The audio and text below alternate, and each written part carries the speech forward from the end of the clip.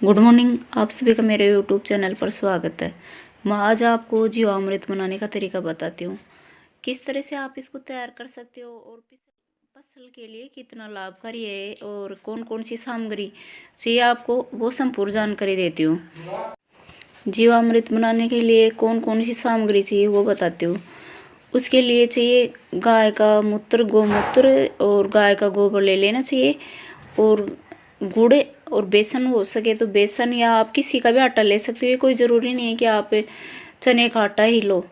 उसके लिए आप बाजरे का, गेहूं का, किसी का भी आटा हो आपके पास वो आटा ले सकते हो। आप मूंग मोठ जैसा भी है किसी का भी आटा ले सकते हो। इससे जीवामृत में कोई फर्क नहीं पड़ता कि कौन सा आटा लिया है। इससे ये जीवाणु होते हैं वो खाकर जिंदा रह सके, उसके लिए ज़रूरत होती है आटे की। तो वो गेहूं का डालोगे तो भी वैसा ही होगा, और चने का डालोगे तो भी वैसे ही जिंदा रहेंगे जीवाणु। तो वो कुछ खा सकें और जीवित रह सकें और ये जीवामृत बना सकें, उसके लिए ज़रूरी होता है। और ये मीठा डाल रहे हैं, गुड़, जिसको मीठा खाकर और ये जीवाणु ज़्यादा पनप जाते हैं, इसलिए ये। और आप ले सकते हो, ऐसे बोला जाता है कि जो बड़े या पीपल होता है, बरगद या पीपल का वृक्ष, उसके नीचे की मिट्टी लेनी चाहिए। ऐसा कोई ज़रूरी नहीं है कि उसके नीचे की मिट्टी लेनी चाहिए, क्योंकि जिनके बरगद या पीपल का वृक्ष नहीं है वो मिट्टी कहाँ से लेकर आएंगे। तो उसके लिए आप जो ये जांटी का वृक्ष होता है, खेजड़ी का वृक्ष बोलते हैं, उसके नीचे की मिट्टी ले सकते हो। जैसे मेड़ के ऊपर आपके कहीं जांटी का वृक्ष है तो उसके नीचे की मिट्टी है, वो जीवाणु से पूरी तो होती है, उसमें काफ़ी जीवाणु होते हैं, और उसमें कोई स्प्रे वगैरह, कोई केमिकल वगैरह यूज नहीं किया जाता मेड़ की मिट्टी में।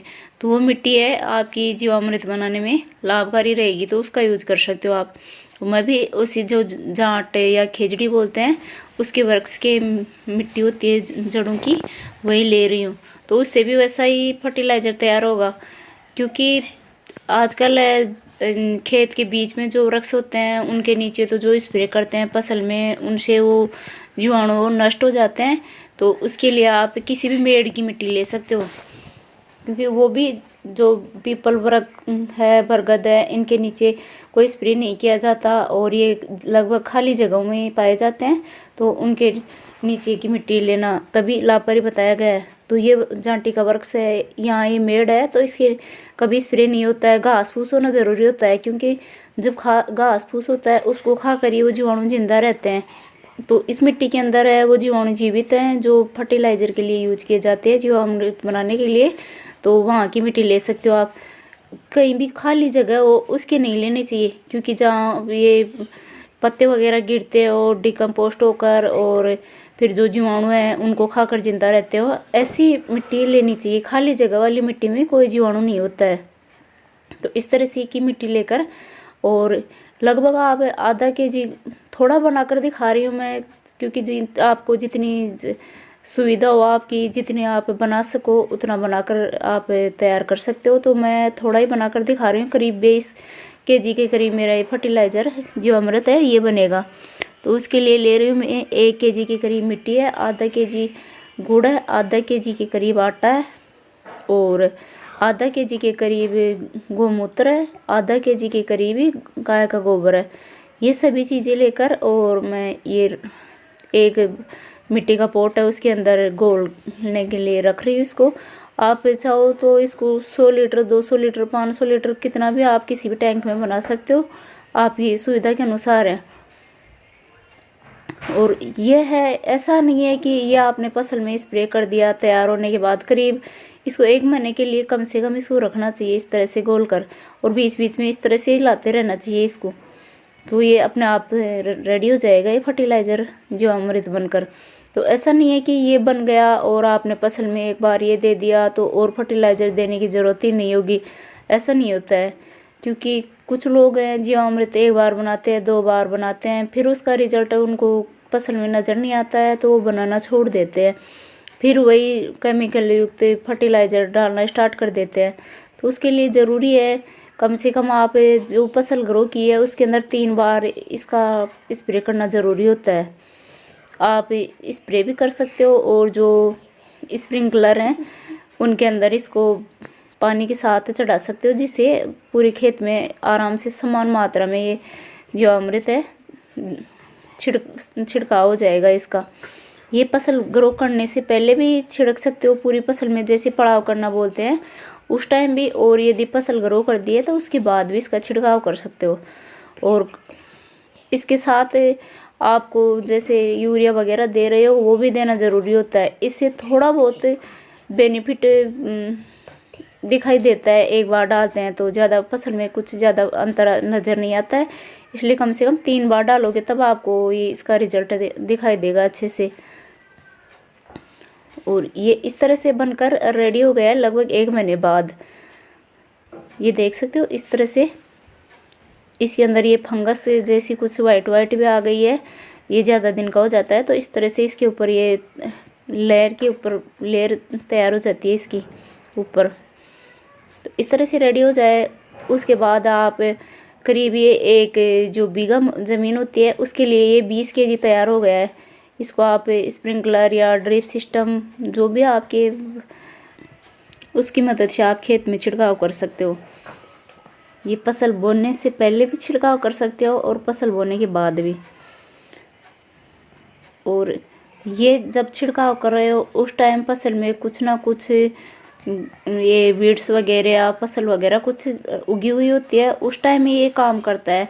खाली जो ज़मीन होती है उसमें इसको खाने के लिए जिसमें ये जीवाणु तैयार हुए हैं वो किसको खाकर जिंदा रहेंगे, कुछ तो होना ज़रूरी होता है। तो उसके में जैसे वीड्स ही उगी हुई हो तो उसमें स्प्रे कर दोगे इसका, तो वो जीवाणु है उस वीड्स को खाकर और उसको डिकम्पोस्ट करेंगे और जो ज़मीन है उसको उपजाऊ बनाएंगे।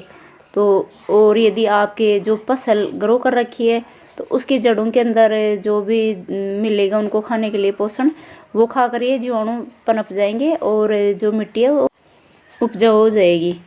तो कम से कम एक फसल के लिए 3 बार इसको डालना ज़रूरी होता है, क्योंकि एक बार डालने से फर्क नहीं आता है फसल के अंदर और ना ही ये जीवाणु पनप पाते हैं। तो ये बार बार में आप स्प्रे करते रहोगे लगभग 3 बार, तब जाकर आपकी फसल के अंदर ये अच्छे से जीवाणु पनप जाएंगे और फिर आपकी फसल है अच्छी तैयार होगी। इसके अंदर आप DAP, यूरिया, जिंक जो भी आप पहले से डालते आ रहे हो वो डाल सकते हो, बस जो डाला था उसकी आधी क्वांटिटी कर सकते हो आप, क्योंकि थोड़ा ये असर करेगा, थोड़ा जो आपने DAP है या यूरिया है उसका छिड़काव किया है वो असर करेगा, तो आपकी फसल की ग्रोथ अच्छी हो जाएगी। आप किसी भी फसल के अंदर इसको डाल सकते हो, जैसे गेहूँ, जो चना या फ्रूट्स वगैरह के कोई प्लांट है, तो कैसी भी फसल आपकी वेजिटेबल की सभी में आप डाल सकते हो, क्योंकि किसी के लिए भी नुकसानदेह नहीं होगा, सभी फसल के लिए फायदेमंद होगा और आपकी ज़मीन को उपजाऊ बनाएगा। तो ये फ्री की चीज़ें होती हैं, इनमें कोई मार्केट से कुछ ख़रीदना नहीं होता है और ये ज़मीन को उपजाऊ बनाने में यूज किया जाता है। तो ये आराम से आप बना सकते हो घर पे फ्री की चीज़ों से, और अपनी मिट्टी है, ज़मीन है जो भी आपकी, उसको उपजाऊ बना सकते हो आप फ्री के अंदर। फिर ये बाहर से फर्टिलाइज़र वगैरह केमिकल युक्त लाकर और स्प्रे करने से या छिड़काव करने से ज़मीन की उर्वरा शक्ति है और समाप्त होने का ये सबसे मुख्य कारण होता है बाहर से केमिकल युक्त फर्टिलाइज़र डालना या कीटनाशक डालना। तो जहाँ तक हो सके आप घर पर फर्टिलाइज़र है, जीवामृत है, कीटनाशक है, वो बनाकर डालोगे तो जैसे पहले के ज़माने में मिट्टी की उर्वरा शक्ति थी वैसी की वैसी अब वापस आ जाएगी और बिना केमिकल से आपकी फसल भी तैयार होना स्टार्ट हो जाएगी। तो ये 1-2 साल तक लगातार आप ये यूज करते रहोगे, तब जाकर आपकी जो मिट्टी है वो उपजाऊ होएगी। 1 या 2 बार से कोई फ़र्क नहीं पड़ता है ज़मीन के अंदर।